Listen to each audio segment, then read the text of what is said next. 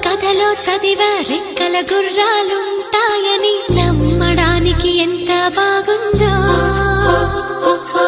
బాలమిత్ర కథలో చదివా పగడపు దీవులు ఉంటాయని నమ్మ